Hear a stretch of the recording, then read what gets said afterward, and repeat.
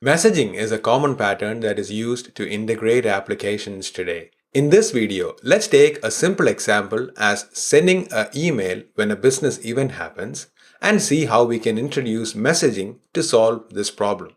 We will first see the traditional request-response style to implement sending an email and then see some of the drawbacks of that method and explore how messaging helps us to solve some of the issues that we come across. We will also see some of the challenges that messaging brings in when we do this. This should give you a good understanding into why and how we use messaging to build applications. Hello everyone, if you're new here, my name is Rahul and I build videos mostly on .NET. A lot of applications that we build today integrate with external applications. Now, these could be other applications inside our own business or third-party services or other external applications. Now, when integrating different applications, we have to deal with some fundamental challenges. Now, these are mostly related with network issues, they being slow or unreliable, or the applications changing, or some other connectivity kind of problems with these applications. So let's see why and how we use messaging to solve some of these problems. Now to use messaging, I'll have to use a messaging system, and in this video I am going to use AWS SQS messaging system. Now the concepts and the ways that we discuss here is applicable to other messaging systems as well, like RabbitMQ or Azure Queues or Azure Service Bus Queues. Now, if you're new to any of these queuing systems, I have detailed videos on these in my AWS and Azure series, which will be linked in the description below. More than focusing on the vendor-specific queuing details, we will be looking at building messaging applications in general in this video. This video is sponsored by AWS and is also part of my messaging series, which I'm starting from this video. So let's jump into my Visual Studio where I have a sample code set up to send an email in an application. Now I have the simple ASP.NET Core API template which has the program.cs, the weather forecast, and also the weather forecast controller. Now in these video examples, I use the weather forecast controller because this is a great starting point where everyone is familiar to. So in this application, this is the default API, but I have added a few endpoints to get and add items in here. Now we have the get by a specific date, which is getting an item for a specific date and a city. Now as you can see, I'm using DynamoDB as my database. But this also applies if you're using SQL Server or Azure Table Storage or Azure Cosmos DB, etc. All I'm doing inside the post is taking the data and then saving it inside my database. Now once I have a new weather forecast item created, I want to send an email to notify certain groups of people. Now I can simply call the send email and pass in the data and format the data accordingly for the email. Now all I'm using here is the SendGrid API to send emails. Now this is a code that I had copy-pasted from their blog to get started with the .NET framework. I will put that in the descriptions below. Now if you want to learn how to send emails, etc., that will be another video. And let me know in the comments if you're interested to learn that. Now here I have the API key which is part of the environment variable, so I get that and pass it to the SendGrid client. This creates a SendGrid message from the weather forecast data.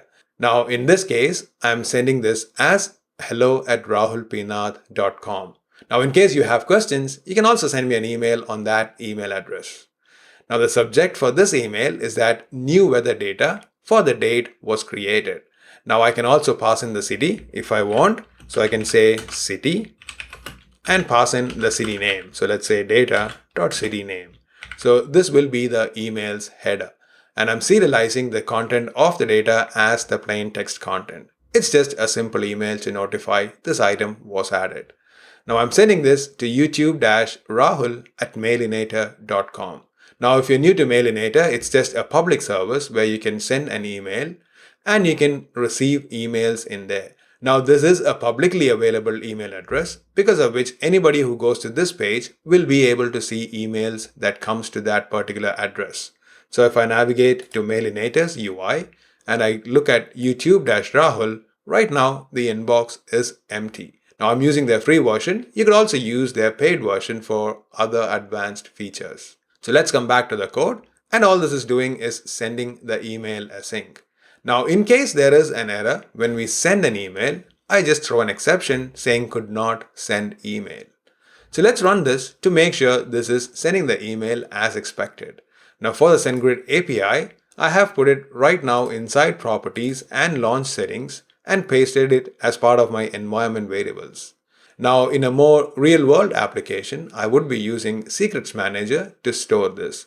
Now I have a couple of videos which will be linked in the descriptions and here to point you in the right direction to store sensitive information when building applications. So let's run this and see this in action. Now the application is running, it is set up with the Swagger endpoint, so I'll be using this to post the item. So let's click post, try it out and give in a city name. Now I'm living in Brisbane, so let's give Brisbane and click execute.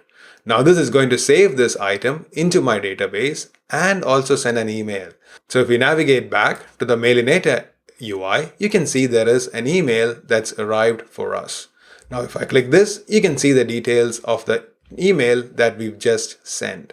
Now it has from hello.rahul.com and it also has the content of the data that we have sent. Now this is working perfectly fine and it's all good to go.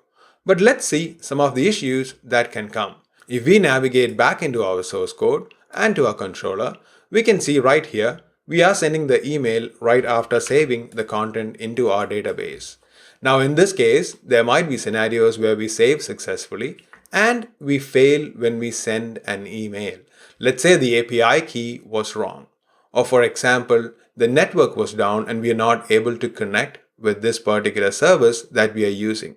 Or the service itself might be down because they might be doing an upgrade or they might be doing some maintenance on their systems because of which their system is down and cannot process emails. So what happens to our business use case? We have already saved this item into our database and the only thing that's failed is sending the email, which will throw an exception. Now the user will be getting an exception, but we are in a half completed state because we already have the item saved, but then it also gets an exception because the email was not sent. Now, I cannot make SendGrid API fail right at this moment, but I can simulate a failure on their side. So let's use Fiddler, which is a debugging proxy tool, to simulate an exception. So I'm opening Fiddler Classic, which I have already installed on my machine.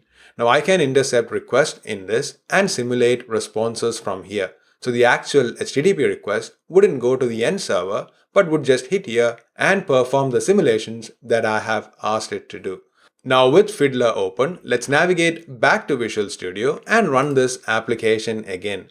Now it again starts up the application and shows the Swagger. So let's click try it out again on this and let's click execute. Now if I switch back to Fiddler, you can see request coming in here. Inside this, you can also see the request that's being made into our weather forecast endpoint. You can also see requests being made to DynamoDB to save the items and also to the API sendgrid.com.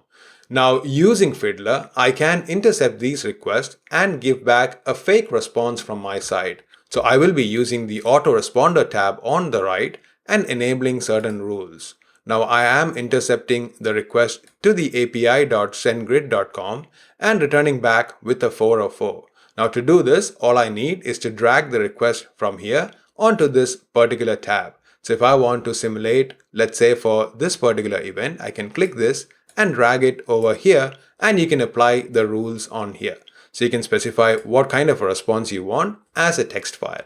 Now that's all I have done for this particular case. So let me uncheck this and let's run this again. So now I have enabled the rules, which means it will intercept the request and it will intercept only the one that is to API SendGrid and returns a 404. So let's clear this again and invoke the API endpoint again. So let's click execute and this time this is going to get intercepted by Fiddler and return back an error. So you can see here, this says could not send an email. Now this is exactly the scenario which we are talking about because I have this data already saved in my database. Now if I try for another request, so let's make this again Brisbane and let's click execute. So let's make the temperature as 30 and click execute. Now this again goes and hits the endpoint, saves the data, but then fails to send an email. Now if I navigate back to my DynamoDB and refresh this, you can see 33 Brisbane and it has saved the data with 30 degrees Celsius. However, the email was not sent for this particular case. Now this doesn't have to be email in specific. This could be any side effects that happens as part of a business action. Now, this could be placing an order or requesting for payment, etc. Now, any of these actions could fail, but the original actions can succeed. Now, if we look closer at our application, you can see here all we were interested in this endpoint was to post the data. Sending the email was just a side effect. Now, this particular code is not directly responsible for that. It's only that we also want an email to get sent when a new weather item gets published. Now, these are the cases where you can decouple your application logic and introduce messaging to solve these problems. Now, if your external system is down, you can send the email after some time. Now, the user that's posting the weather forecast is not really interested in knowing about the availability of your email service. So all we need to do is separate these two things. So let's see how we can do that using messaging. So instead of directly sending the email here, we will simply send a message to a queue to send the email. And there can be a different worker process that listens on the queue and sends the email in the background. So let's simply move this into a queue. Now I already have a queue created on AWS and I will be using the Amazon SQS queue. Now there are other queues that you can use, which are the Azure Service Bus queues or the Azure Table Storage queues. You could also use RabbitMQ, which you can self-host or host it on one of these cloud providers or any other queuing system of choice. But the fundamental idea here is to separate these actions. So saving the weather item is one action and also sending the email is a completely unrelated action, which is only triggered by this data. So let's come back and go to the simple queue service, which is the SQS queue that I will be using. Now I already have a queue created, which is the weather data service. Now if you're interested in the details of SQS and how it works, I highly recommend checking out my getting started video with SQS. So I'll need to use this URL to send the message onto this particular queue. So let me copy that, navigate back to my source code, and let's comment this method. And let's say send email command and call that method. So let's create send email command, pass the same data, and let's create this new method inside this class itself. So let's generate the new method. And now let's use the SQS client. Now to do that, let's come back to our program.cs. Let's create the SQS client instance just like I have instantiated the DynamoDB. So I can say builder.services.add singleton and pass in the SQS client. So that is using the Amazon SQS client. Now let's introduce the NuGet packages that is used for this. So let's install the AWS SDK SQS. Let's find and install the latest version. And let's use the appropriate namespace. Now, if I navigate into the SQS client, it uses the Amazon SQS interface. So let's simply inject using that interface. And it creates a new singleton instance to use the SQS client. Now I can come back to my weather controller, inject in the SQS client and start using that. So right next to the Amazon DynamoDB, let's introduce this and let's also introduce the variable to call this particular SQS client. So let's make sure to create and assign an SQS client property. Now to keep the conventions same, let's rename this as also underscore SQS client and make the class level property as well the same. Now I can use this SQS client to send the command. So let me copy and paste the code for that and I'll walk you through this. Now on the SQS client, I'm calling the send message async method and passing in a message request. I have the queue URL that I copied and also I'm passing the message body, which is the message that we are sending. Now in this particular case, I have created a send email command, which will be the message that we are sending to this particular queue. So this knows the content of the email to be sent. Now we can include the city name here as well. So let's specify city and let's specify data.city name. Now that we are introducing a new email command, we need to create this class as well. So let's create this new email command class. So let's do the control dot and generate the send email command in a new file. Now that creates the email command and it also sets up the properties that's required. Now it has automatically set up the subject, body, and the to property, which I am setting up in this particular class code here. Now since this is using the await, let's also add the async on this method. Now we have the send email command method all ready to go. So let's call this and we will be sending the command to this particular queue. Now we can see this in action by simply running this again. So let's stop this and run this application again. Now here we have the Swagger again. So let's navigate to the post, try it out. Let's update the city name to be Brisbane. And let's make this temperature as 20 and click execute. Now this is going to run this and it's going to hit that and it's going to save the details as expected. Now I still have Fiddler. Now since this is not hitting the sendgrid.com at this moment, this request does not fail. All that is doing is dropping this message into the message queue. So if I navigate back to the SQS and look at send and receive messages, you should be able to see the message inside here. So I'm just polling for the messages inside this queue. So we had dropped a message for this new email command, which should be available in this queue. You can see that there is a new message inside this queue, which has a GoAhead ID and also the date. Now, if I navigate further into this message, you can see the contents of that, which is exactly our send email command. Now you can see the body, which has the message, the subject, and also the to address, etc. Now, all we have done right now is send the message into an email. This is not getting processed by anyone. Now, we need a different background process that can listen to this queue and process the message as it comes. So let's see how we can build one of those. Now, if I come back to our application, the easiest way to create a background process would be to use the background worker.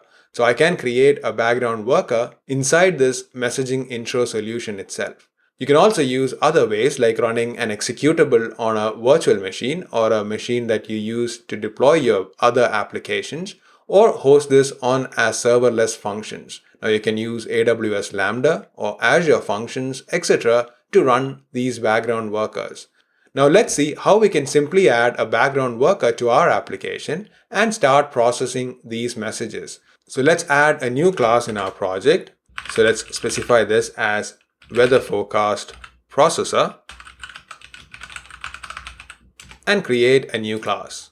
Now this can implement the background service so that this is a background service. Now in this case, we'll need to implement this particular class because it expects an execute async method because of the background service. Now if you're completely new to background service, I highly recommend checking out my video where I explain this in detail, which will be linked here and also in the descriptions below. Now let me inject in the Amazon SQS client again inside our constructor here so that I can use this to hit the SQS client. So let's inject the Amazon SQS. Let's add the appropriate interface namespaces and let's inject the Amazon SQS. Let's also create the property and let's use this inside our code. Now we can keep running this code by using while not stopping token as long as the cancellation is not requested, and during this we can hit our Amazon SQS and ask for messages. So let's call the Amazon SQS and call the receive message async method.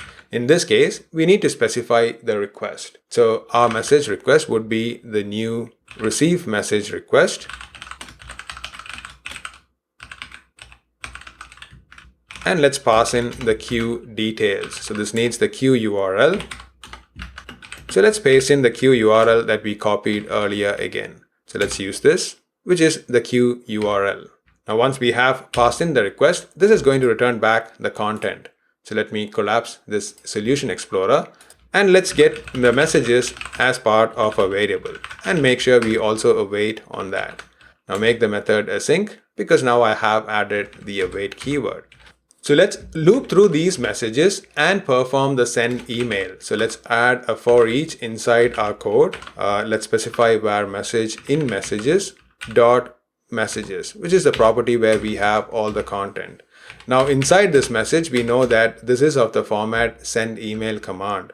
So let's specify the system.text.json and use the JSON serializer.deserialize method and pass in the type. In this case, it will be the send email command. So let's pass that and let's pass in also the content. So let's use message.body as the content. Now this is going to deserialize this as the send email command and get us the command. Now inside this, let's send the email. So let's navigate back to our weather forecast controller. Let's copy and paste the send email function. So let's copy all of this and let's move that into our background service. Now inside this, we have a protected method. So let me paste that in here. Now once pasted, I can call the send email and pass in this command. So instead of weather forecast data, I can make this as send email command and pass this as the command. So now we have the full data subject in the command. So let's just use that. So let's specify command.subject. And also we have the content inside this. So let's specify command.body, which is going to be the content. Now the from address is going to be the same because this is the application that is sending this email. Now, once we have that, let's call the send email. So let's specify the send email and pass in the command inside here. And also let's make sure to await this call. Now we are running this in the background and calling the send email and passing in the command. So let's also make sure to register this processor inside our startup code. So let's call the builder.services and add the hosted service as the class. So in this case, we have the weather forecast processor. So let's pass in that. So weather forecast processor and make sure to make this call. So this adds the processor as a hosted service inside our application. So let's run this to see if this is working as expected. So let's make sure to put a breakpoint inside here where it loops through the messages. Now I'm going to start the application, which is also going to start the processor. Now as the application starts up, we hit the breakpoint. So it has read the messages. So you can see there is a message count of 1 and it gets back the command as expected. So let's step through this code. It deserializes this as the send email command and tries to send the email. So it is creating these content from our API key in the variables and creating the message and trying to send the email. Now, since I have Fiddler still running, it is intercepting these requests. So if I continue this, this is going to respond back with an unsuccessful status code, which also throws an exception. Now, in this particular case, this particular background processor is not handling exceptions, because of which it shuts down itself. Now to fix that, I can simply add a try catch inside this. So let me make sure that I add a try catch.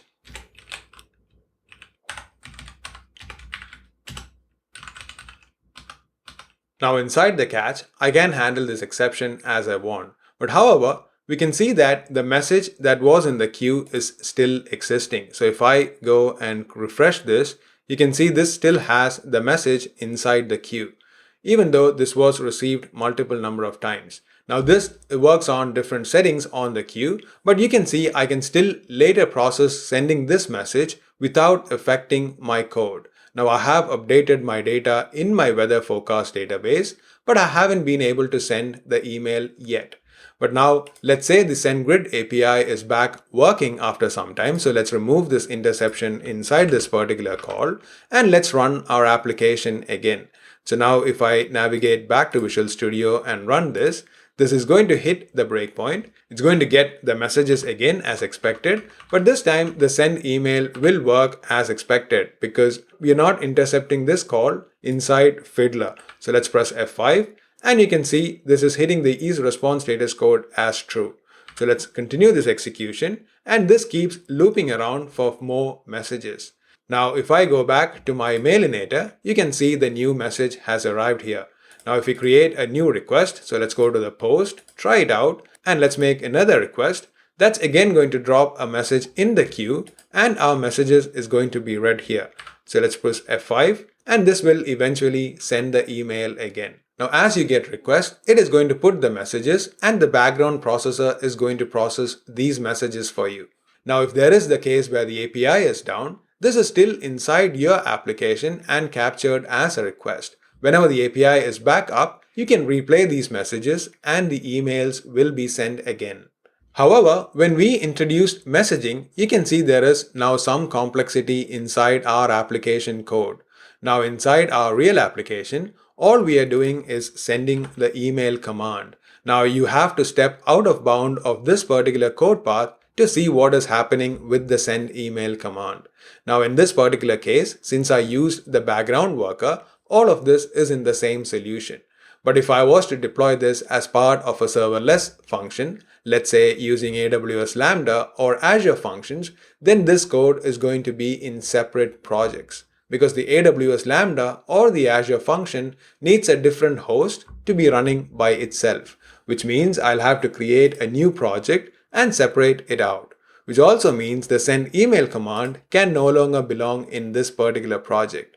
It will have to go into a different project and you will have to use it as a reference from the messaging intro. Now, if you want to see an example where I process this as part of an Azure function or an AWS Lambda, let me know in the comments below.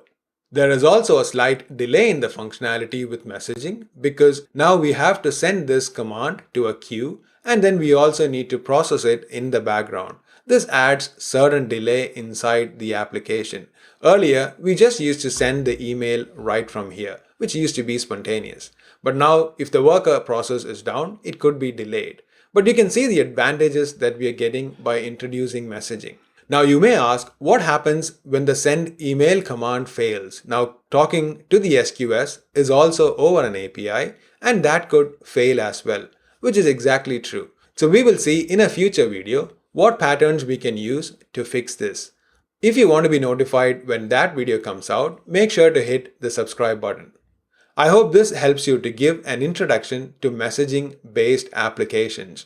We saw how using the request response was direct and easy, but the problems that it came along with.